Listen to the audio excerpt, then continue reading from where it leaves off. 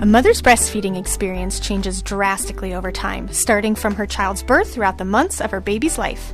Today we continue our conversation in our series called Breastfeeding Expectations.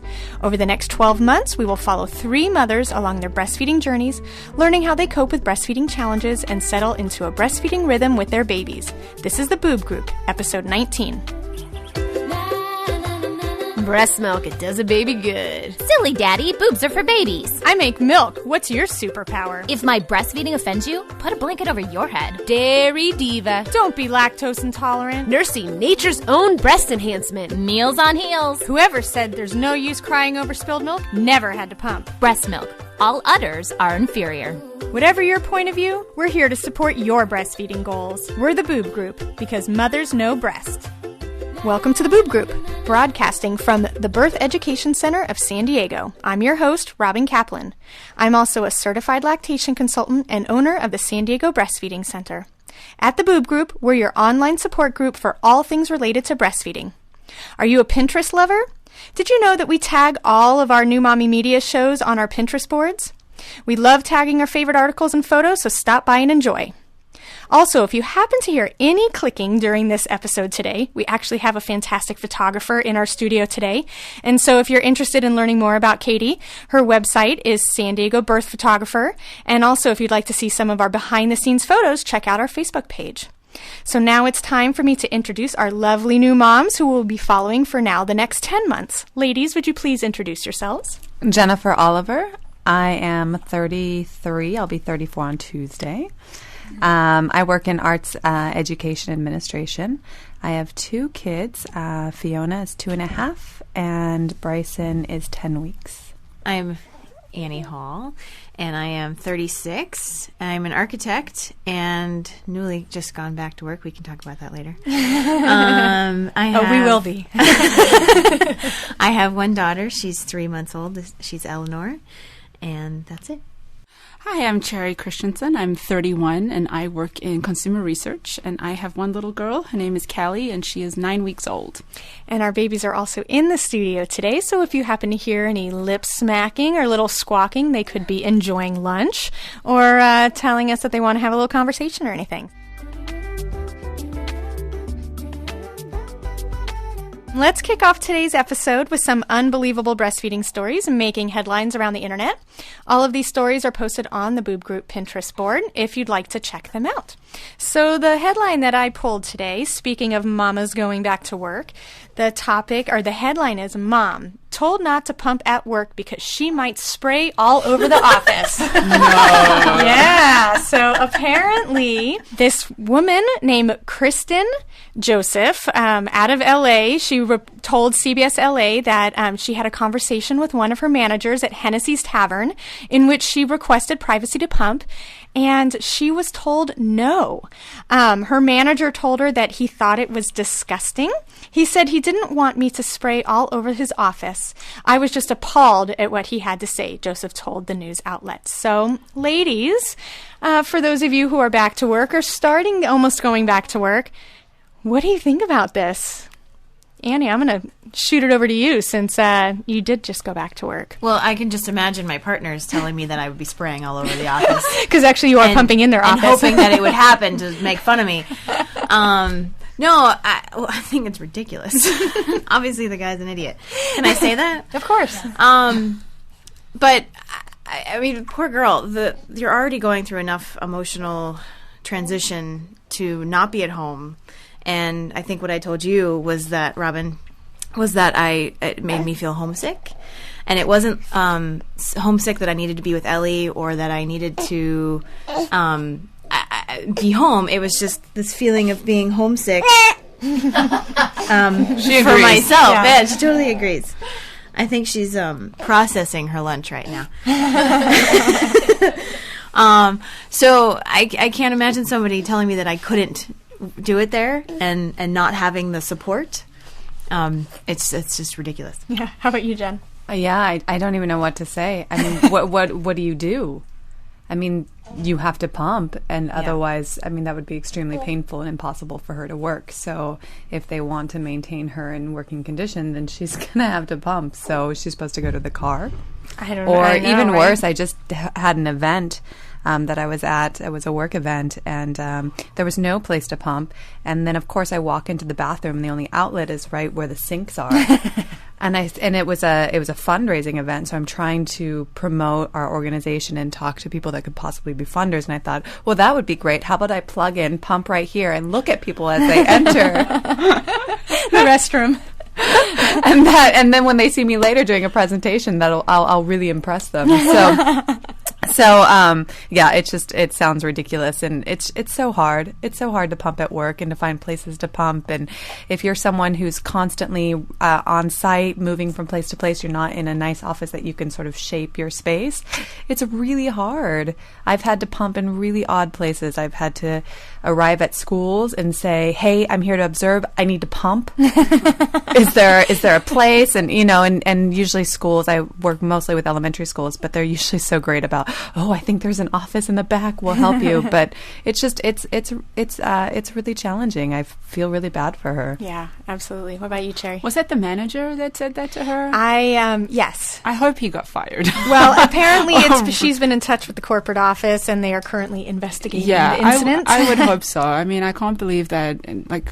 I'm still amazed when I find people who don't know that it's illegal to tell someone that they can't, breastfeed in public, or to deny someone their right to go and do that. I guess now it's just all I think about, so it's so much more on my mind. Maybe I would have been more oblivious about it a couple of years ago.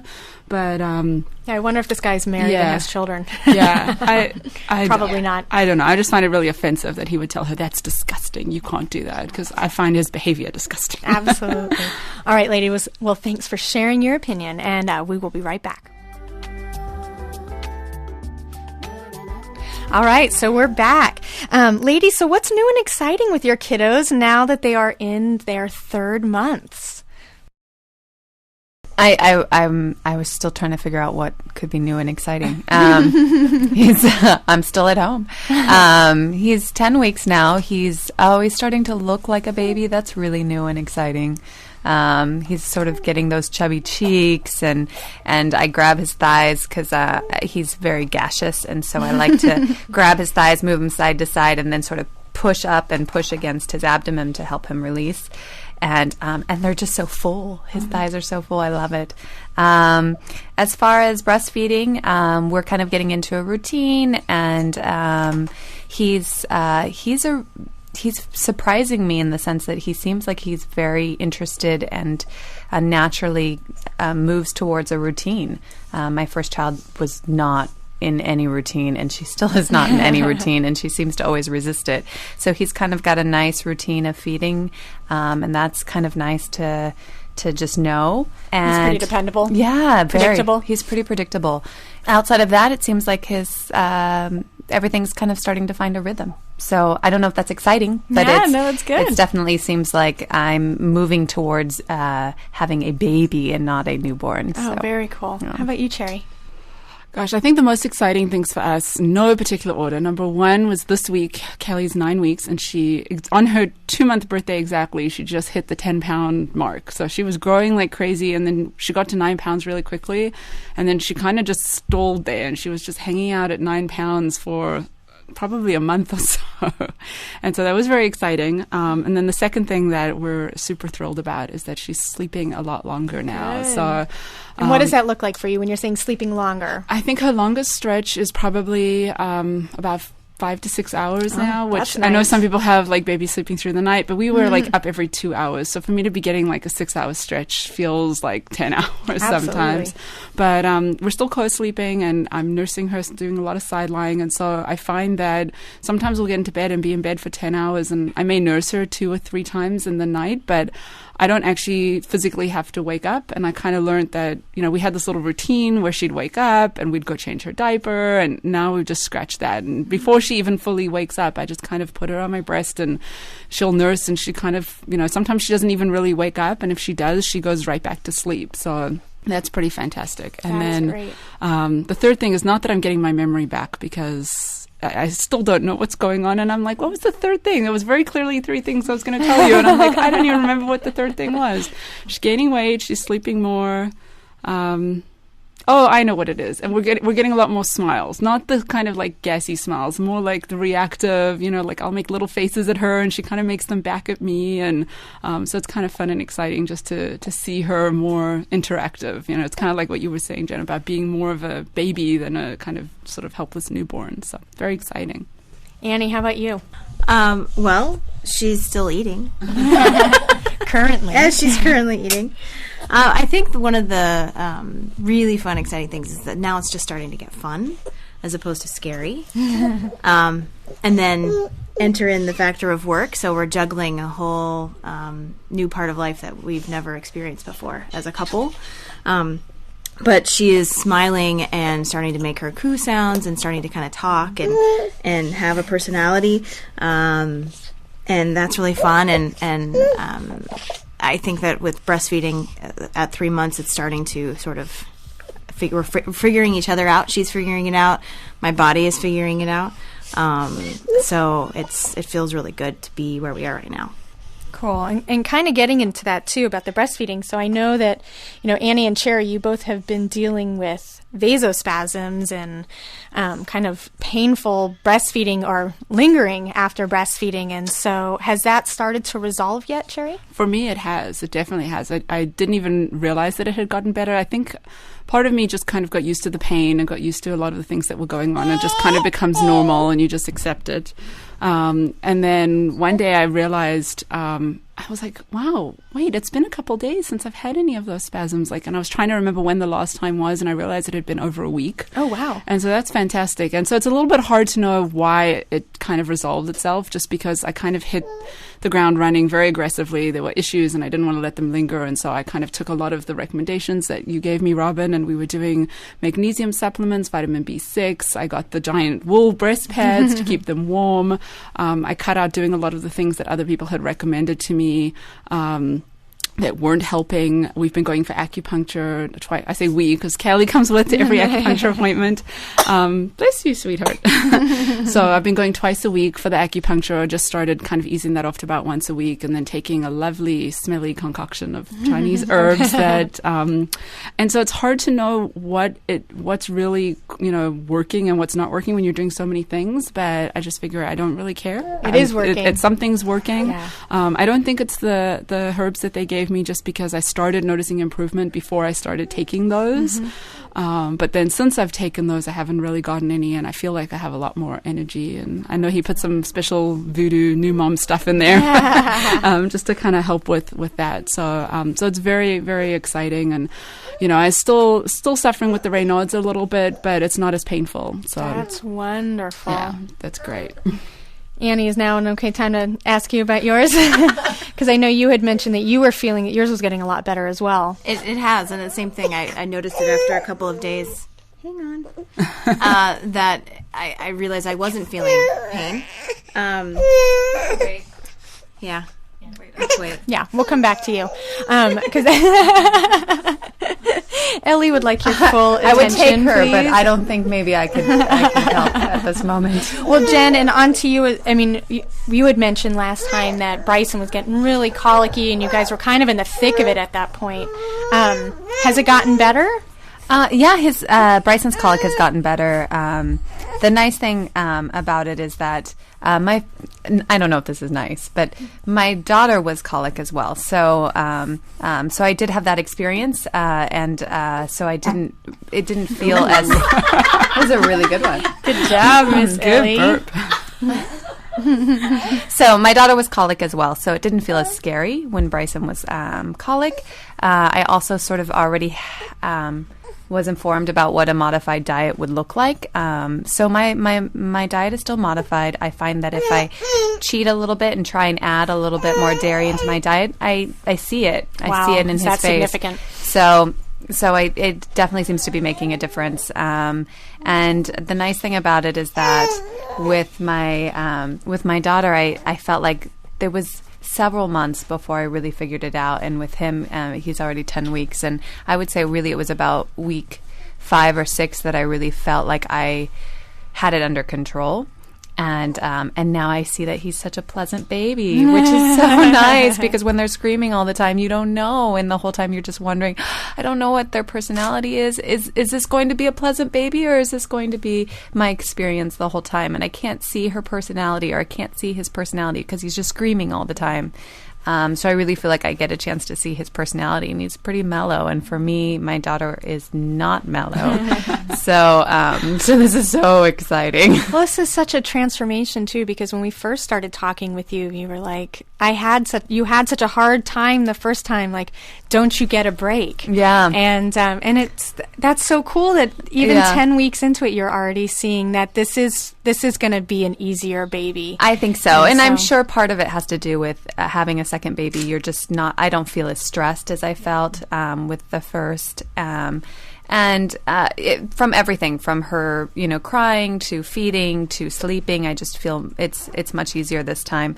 Having said that, it's much harder to juggle too, so I'm learning that. But I definitely feel like there's a mix. He seems a little bit easier, and I seem like I'm more comfortable, so that helps a lot. That's awesome. Annie, do you want to share about your vasospasms? So I started to say that over a period of a couple of days, I noticed that I wasn't feeling it. And then I think what was happening was because I was pumping, it was giving the breast a break from her suck. And so Robin had suggested that I go see a craniosacral to help her with her suck, which I still need to do. So I still would like to do that, because I realized that if she were to be on the breast all day long, the pain would come back. I did do the vitamins, and that started to help a little bit too, and then I ran out, and then I started working. So it sort of has worked itself out a little bit. I'm still going to go see the doctor. Yeah.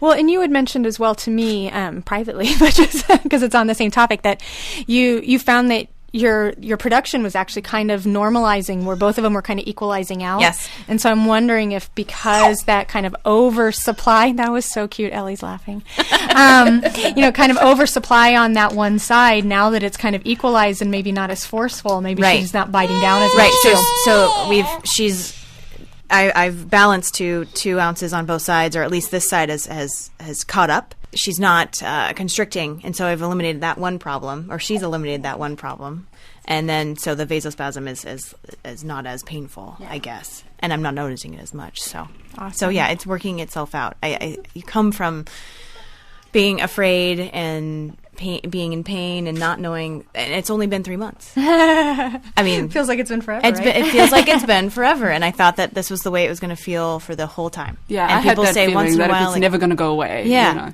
because you're in the moment, and it's so painful, and you get so emotional about it because you're the sustenance for your baby, and in that moment, it's only been an hour, and then it's fine. But still, I look back, and it's only been 3 months, so it's crazy. All right, when we come back, we'll discuss how Annie, Jen, and Sherry are dealing with either returning to work or thinking about going back to work, pumping, and finding support from their family and friends. We'll be right back. All right, so we're back, and during our break, Cherry said that she had an awesome record of breastfeeding in public multiple times in one day, and so would you like to share your record, please? Sure, why not? I think it's just, a little nerve-wracking at first, and I was a bit uncomfortable with it, and then it kind of was nice timing. I don't remember when this was. When was breastfeeding week? Was that? About 3 weeks ago. 3 weeks ago, okay. So Callie was only a little over a month at the time, but there was one day, I think it was actually the first day of breastfeeding week, where we had a bunch of different appointments to run, and I knew that this was going to be the day that I was just going to kind of have to suck it up and nurse her in public. And I never ever bought a cover because I thought to myself, I'm not going to need one. And of course, the first time I did it, I felt really self-conscious. And then I just decided, you know what, like, to hell with it. I've got to do this, and we're going to be breastfeeding for a long time, and it's going to be a long time at home if I'm not comfortable nursing outside the house. And so I literally nursed her every single place that we went.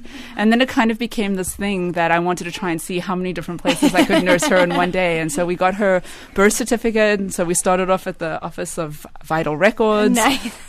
And then we had a doctor's appointment, and we went out for lunch. So we nursed at the restaurant, we nursed at the beach, we went to a bar for happy hour. Nice. So my husband could finally get a beer since there's been no beer in the house forever. I nursed her there. There was a table of little kids sitting next to us. So their parents were at a separate table, and they put all the kids at one table. And there was a little girl at the table just staring and staring. And it was pretty clear she'd probably never seen someone breastfeed before. I don't think she had the faintest idea what exactly the baby was doing. I don't know how old she was, probably 6 or 7. But it was pretty cool. And that in that one day, kind of all of my nerves, all of any sort of discomfort that I might have felt was just gone. You know, it was like, all right, I can do this. There isn't anywhere I haven't done this yet, so I can do this now. That's awesome. All right, so I'd like to talk with you guys about your return to work. What's been the most well, first of all, who's returned to work? Jen, you've returned to work. Annie's returned to work. And Sherry, when are you returning? I'm going back in 2 months. Okay, in 2 months. So, Jen, what's been the most difficult part about returning to work? So I guess the most difficult thing about returning to work for me has been, there's been a few different episodes that stand out to me right now. One being, I'm teaching classes in the evening from 6 to 9 p.m. and I need to prepare for those classes, but I don't really have arranged care for that. So I'm finding that trying to find time with a 2.5-year-old and an infant to prep for those classes is really hard. And the first day or so, I just felt so unprepared and so flustered. And then one day I've had to bring him into class a couple times. And one day in particular, I just found like, when I didn't have him, I was rushing. Like I was rushing to get information out. I was rushing to help people. And then when I had him, I was so distracted. So trying to have him with me was really difficult. So trying to balance that. And then the other piece that's really interesting is that I have a mother and father-in-law who come over to watch Bryson while I'm at one of the classes. And there's something about leaving him with my mother is easier because I feel like I'm imposing because there's 2 kids and it seems like a lot, and it's in the evening and it's their bedtime, so it's a lot to ask. But when it's my husband's parents, it feels so awkward. I feel bad about it. I feel like they're not happy about me leaving. It's just this really awkward feeling of having to ask somebody else for help and it not being ideal, and that it is hard. Evening times are really hard with 2 little ones. So that's what's standing out to me right now as being really difficult. Aside from trying to, yeah, I know. Aside from trying to pump in a bathroom in a public area, other than that, it's going. How about you, Annie? What's been the most difficult part about returning to work and leaving your little lady? I think initially the most difficult part was pumping and finding a comfortable space to pump in. Where were you pumping? I'm pumping in my office, which doesn't have doors or a ceiling and looks directly out to the front door. Wait, so how is this working? We need details. I didn't fight for the right office is the answer that I've learned. Because we recently remodeled and moved into this new space, and that's the office I got, and I didn't think about that was going to be the first office anybody would see while I was pumping. So I went back before there were doors and coverage, and so I would face the wall like I was doing something wrong. And that's probably why I started feeling homesick, because I here I am in this space that's people just come in and out, and they don't care that I'm pumping life, like that's what it felt like. So the doors finally have been put on, and we put screens on them, so now it's completely covered, and so now I felt much better, but I still felt exposed, and we don't have locks, or there's still another door available to get into my space. So then I recently got a little hider for it, so now I feel much better. Now if anybody walks in the office, you're still covered. Because it's not just the act of pumping, but it's the actual paraphernalia. Here's these big things that stick out. That stick seems out like a mile away from you when you're like trying to be conspicuous about it. And then when you take them off, they form the shape of a boob, right? So here's these things that everyone can see, and it's just it's not private, and I'm very private. And so I have two business partners who are men who are like my brothers, and so they jump at it. I feel like they would jump at every chance to poke fun, and they haven't, which is fantastic. But anyway, so that transition has been interesting, and other than that, I've been back part time, so it doesn't feel quite real yet because I know I'll be going back full time. And that, I think, is when it's going to set in that this transition is really that I'm working full-time and away from her. So what sort of hours are you working now part-time? Is it every day? I'm working... No, it's 20 hours for the week. And I'm also a part of the class that Jen is teaching Tuesdays and Thursday nights from 6 to 9. And I, too, the first couple of classes felt awkward and like I was in the wrong place. And now it's fine, but... so my hours are all over the place right now, so that's probably why it doesn't feel as awkward. But when I go back full time is definitely when it's going to be a challenge. Ladies, we haven't really talked much about support that you've needed from your partners and your family, and so have you noticed over the last couple of months that it has changed what you've needed from your partners with either breastfeeding, parenting, or anything involved postpartum? I don't know. I feel like I'm becoming a little bit more self-reliant now. And I think before everything, especially with breastfeeding, that was probably where I needed the most support. That was really where I would sit down and she would be crying and I would just want to kind of soothe her and then realize that I had nothing. I didn't have my phone. I was uncomfortable. I didn't have a pillow. I needed water. And so I was constantly kind of asking for things then. And I feel like now I'm a little bit more, kind of prepared. I have little stations set up around the house. I kind of have a pillow everywhere.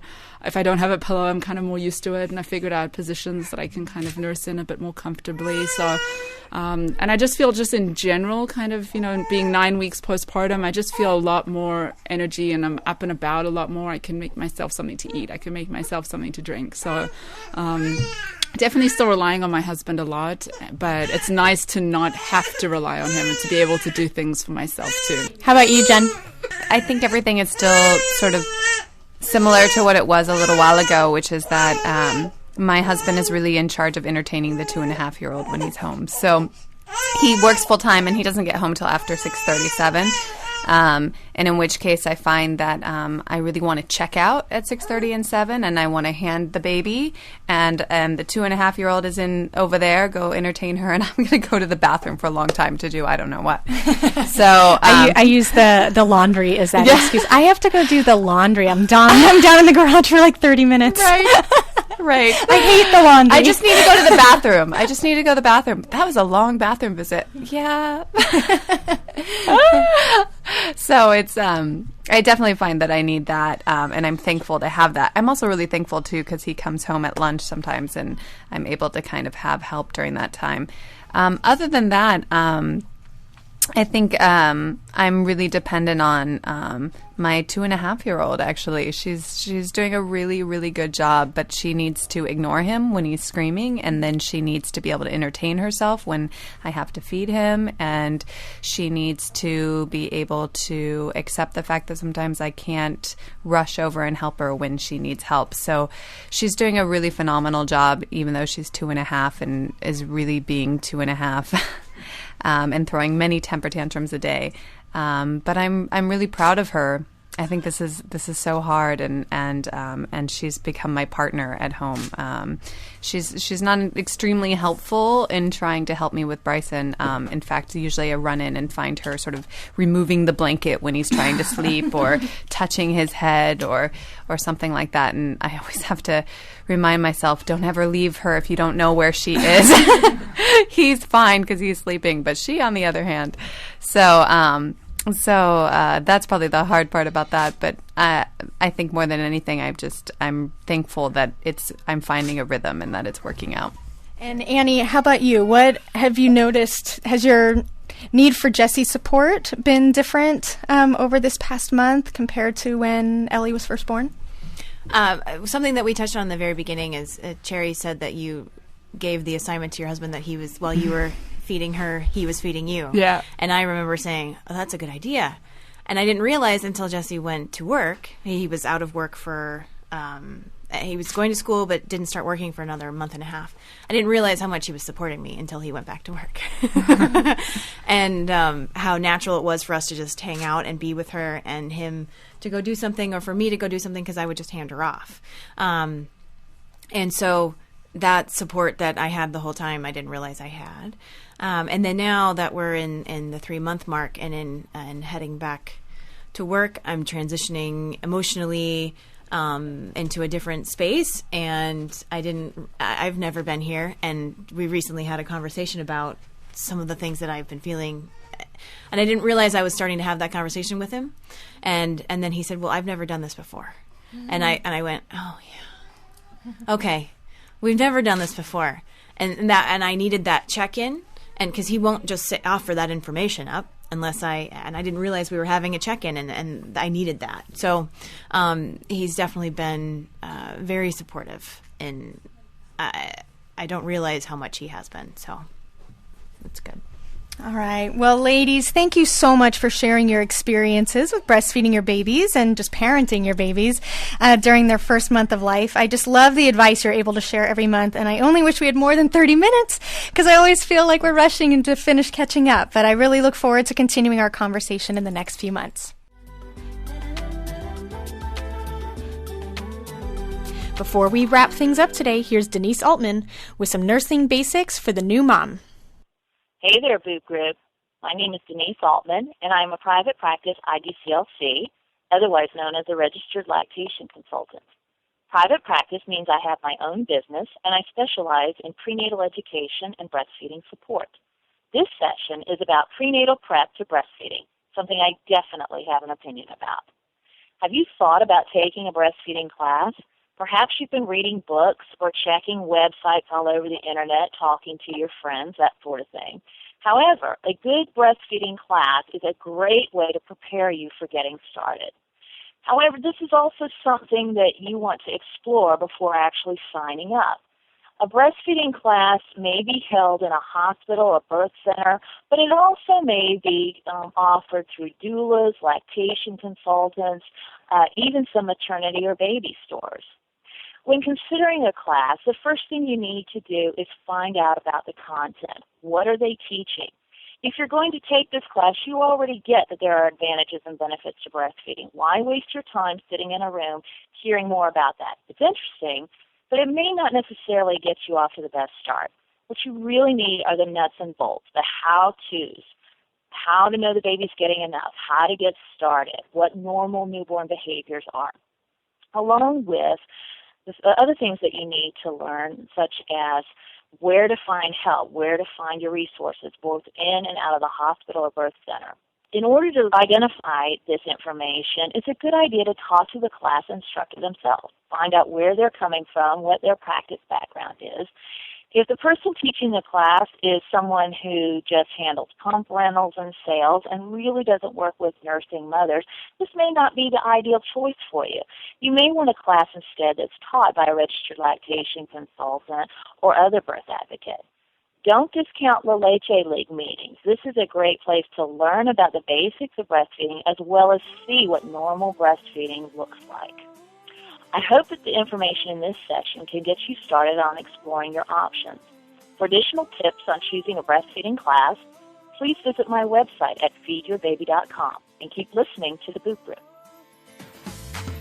Thank you to all of our listeners. I hope you'll visit our website, theboobgroup.com, and add your stories about breastfeeding your 2 to 3 month old in a comment section in our episodes page. Coming up next week, we'll be discussing breast hypoplasia and its effect on breastfeeding. Thanks for listening to the Boob Group, because mothers know breast. This has been a New Mommy Media production. The information and material contained in this episode are presented for educational purposes only. Statements and opinions expressed in this episode are not necessarily those of New Mommy Media and should not be considered facts. While such information and materials are believed to be accurate, it is not intended to replace or substitute for professional medical advice or care. and should not be used for diagnosing or treating healthcare problem or disease or prescribing any medication.